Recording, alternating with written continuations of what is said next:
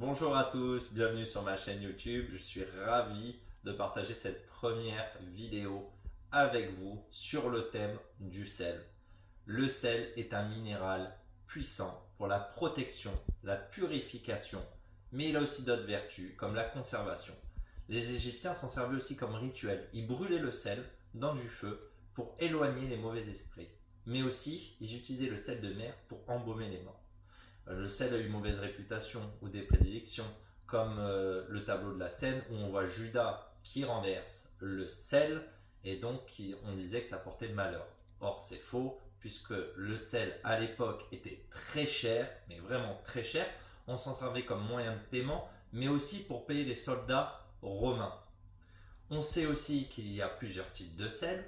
On a le sel de l'Himalaya, on a le gros sel, le sel d'Epsom, le sel de gemme. Tous ces sels sont formés de chlorure de sodium. Maintenant, on va rentrer dans le vif du sujet. La protection. La protection soit avec le sel. Vous prenez une fiole, vous mettez du gros sel dedans et vous la mettez dans votre poche. Quand vous partez au bureau, voir la famille, partout où vous allez, ça va vous protéger. C'est un minéral de protection. Après, on peut protéger son lieu.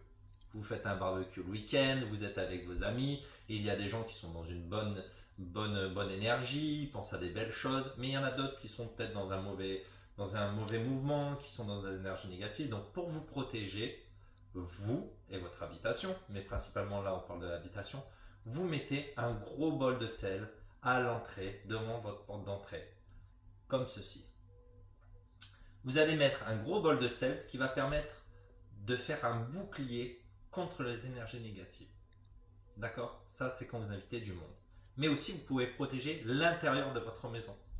Vous vous mettez au centre de la pièce et vous allez mettre dans tous les coins de la pièce et dans les sens d'une aiguille d'une montre, puisqu'on est dans un sens positif, pour protéger l'intérieur de votre pièce. Et vous pouvez faire ça dans toutes les pièces.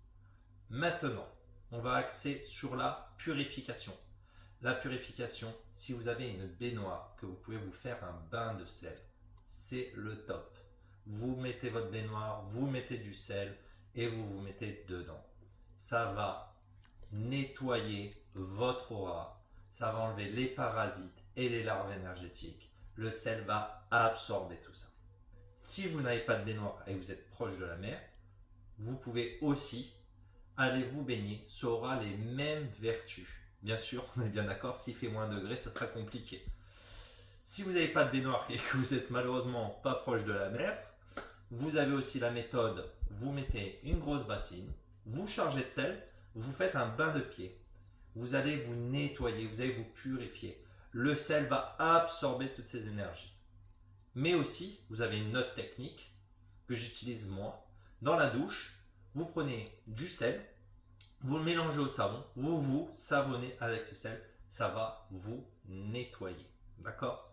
Il y a aussi, pour les gens qui ont du mal à dormir la nuit, vous prenez un verre que vous allez charger aux 3/4 de sel et vous allez le remplir d'eau jusqu'à ce qu'il soit à ras-bord. Vous le mettez sous votre lit.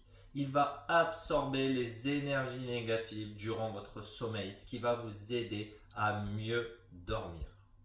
En tant qu'énergéticien, j'utilise énormément le sel pour me protéger, mais aussi pour me purifier. Lors d'un soin, je mets du sel autour de moi pour m'aider à ne pas absorber ces énergies négatives. Voilà. Si mes explications vous ont plu, n'hésitez pas à liker ou à vous abonner, car ça va me motiver pour ma prochaine vidéo. J'ai hâte de vous revoir. À bientôt.